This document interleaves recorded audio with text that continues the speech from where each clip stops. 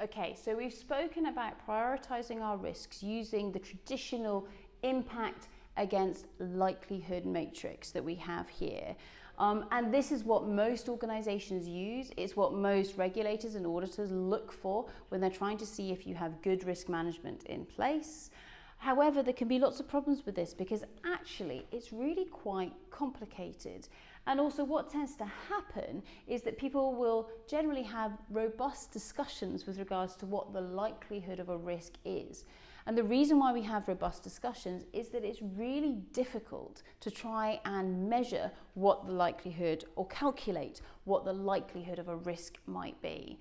And actually what you tend to find, especially if you have coloured in this matrix red, amber, green, that if somebody doesn't want their risk to be in a red category, then there will be a slight discussion in which that risk rating may move down slightly in terms of the likelihood into a category that perhaps doesn't instigate quite so much paperwork.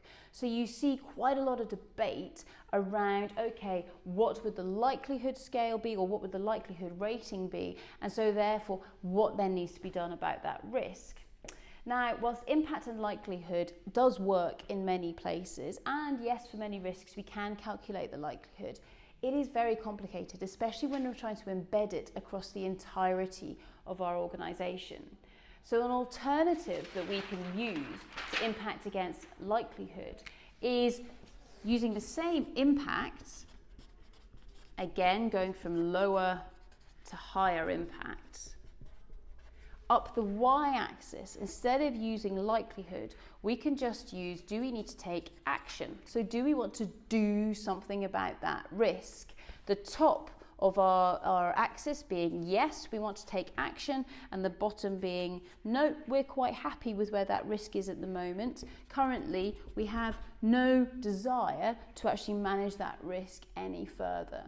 Now, while some organisations like to use the word action, some other organisations like to align a little bit closer with our auditors, and they use control effectiveness. Okay, so how effective are those controls that we have in place for managing our risks? And up at the top of that axis, it would be that our controls are insufficient.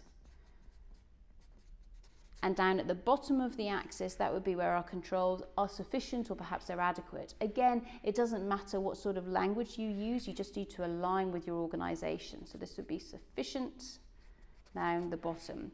Now, what this allows us to do is to say, okay, if we've got a risk that we think is potentially really high impact for what we're trying to do as an organisation or as a team, but there's nothing more that we want to do about it, or perhaps we can do about it. The highest it can go is our dashed line, because we don't want to take any more action. Whereas a risk that actually is high impact and, to be honest, totally out of control, and so therefore we should be really worried about it, that's something that immediately pops up into that top right-hand corner of our graph as a whole. Now, by doing this and by placing our risks on this particular diagram, it is something that is incredibly intuitive for people throughout your organisation, because they can see immediately, okay, so we're ranking our risks in terms of their importance, i.e. by their impact, but then also, okay, do we want to do something about it?